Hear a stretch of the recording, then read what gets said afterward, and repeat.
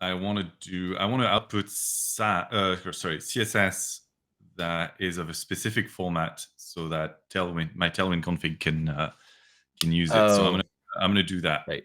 Yeah. So Do you from Yeah. generate like directly from the dash docs. TW properties or what? Yeah, he's referring to yeah, there's a yeah, using CSS variables. Sorry. Yeah, exactly what Okay, you just yeah. said. Just yeah, that section in the Tailwind docs. Okay, gotcha. Okay, so what we're doing here is that we're gonna output two. Wait, can I do that? Output two different CSS. Yeah, you can choose Uh, one of the options I think is file name, and then you can yeah. choose where that gets generated to. Okay, Um, great. So that outdir in .dist that just basically deduplicates it, and so it'll just go from outdir. A great. little hack is you can even do like 2 dots, and you can even go above that if you want. That's just like your starting point with file name. Okay. Okay. All right. So I'm gonna show what this is gonna output. So let's run the build. Think There we go. And then I have this special format now, which is that Okay. instead of having colors in hex like here, I have them in RGB. And so I can use them as RGB. oh, you did something cool that I've actually never done before is loading the same plugin twice to generate different outputs with different options. Okay. Yeah. I've never thought about doing that, but that is definitely a thing you can do. That is definitely something I plan for people doing, and I'm not surprised at all that it worked the first time. I just learned something That's great. today too. I didn't realize you could put the RGB values like that because normally they're like comma delimited when you have it in the RGB, but I didn't realize you could do with the CSS property like that and then just pop Right. them. Well, so the reason why I want to have them like this, and it's because if you want to apply opacity to this, color Yeah. facets blue, blah blah blah, and then like how do you do that? You can't because you have an X value. Yeah. But with this, you can totally do that. You can use that, pass it to the RGB function, and then put the amount of opacity you want. You're kind of free here to do 0.5 or 50%. You can kind of do what you want.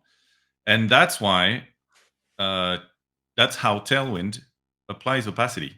So when you pass to the Tailwind config any color, if you have that RGB version of it, and so in Yeah. this case, it's not we don't have the right format because in Style Dictionary it was slightly different. But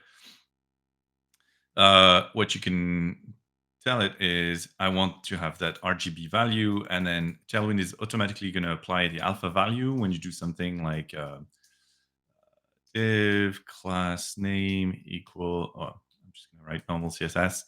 Um, TW BG teal darkest. So here it's going to be a normal teal darkest background.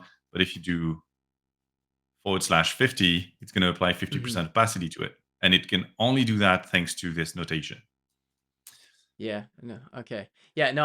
So it's a I knew cool you trick. could apply it like. Yeah. I just didn't realize you could have the RGB values not being comma separated. So that's I learned something today. So thank you. Yeah, it's a newer notation, but it's supported by most browsers out there, so I think it's pretty safe to use.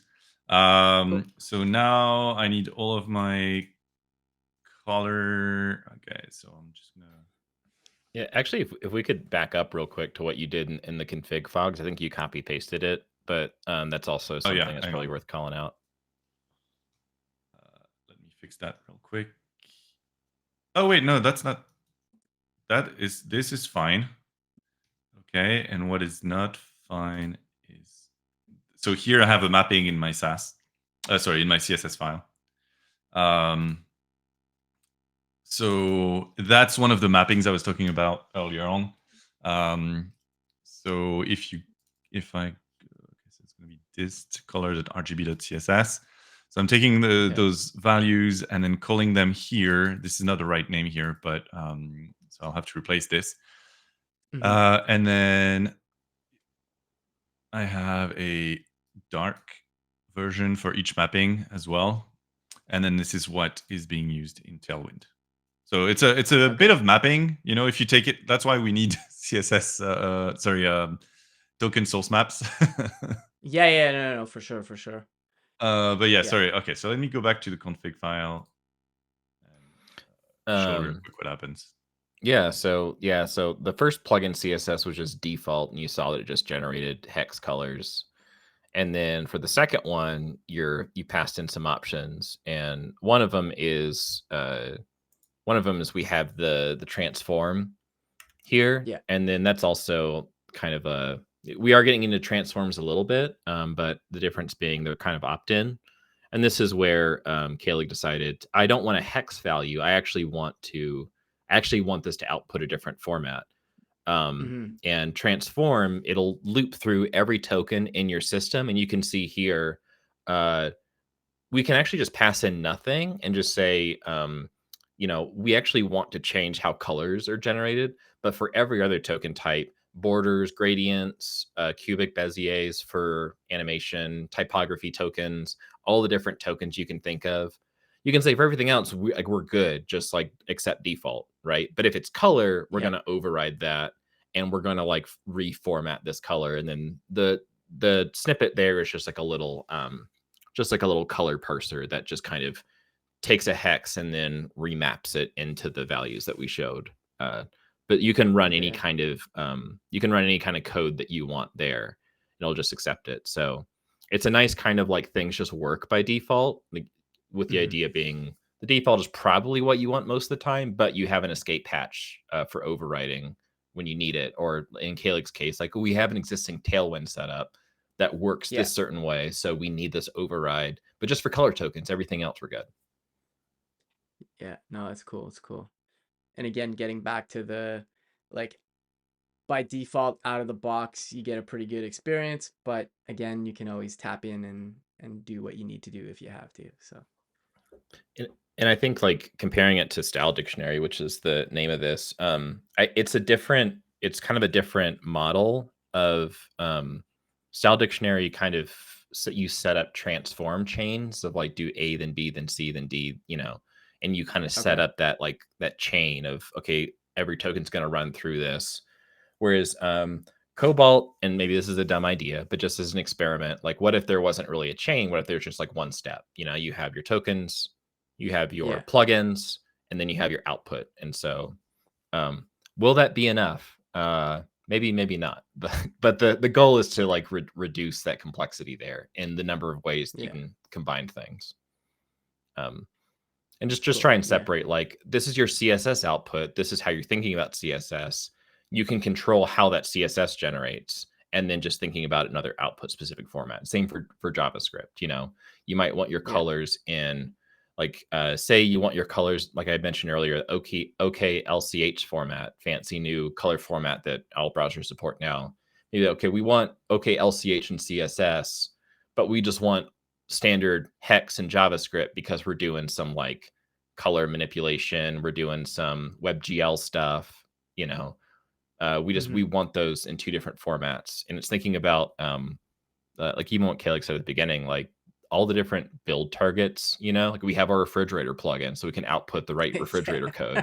So it's instead of thinking of this complex, like, okay, I have to deal with this complex chain and think about all the outputs.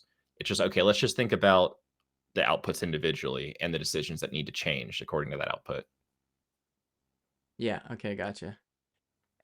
And what was I going to say? I just wanted to do a time check. I'm good to still go a bit longer if both of you want to, but I just want to be mindful of both of your times as well.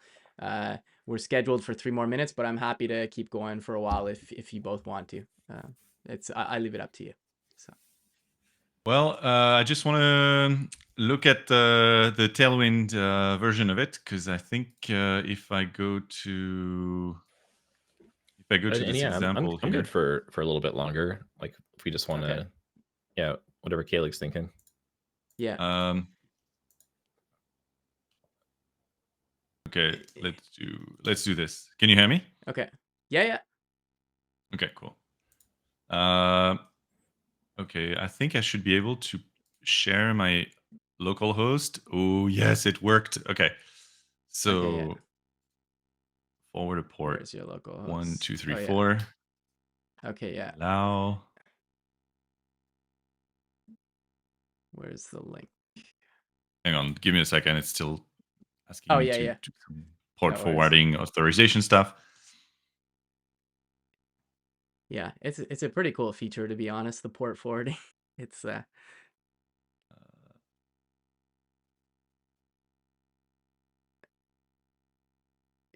Okay, I think I made it public, so Okay.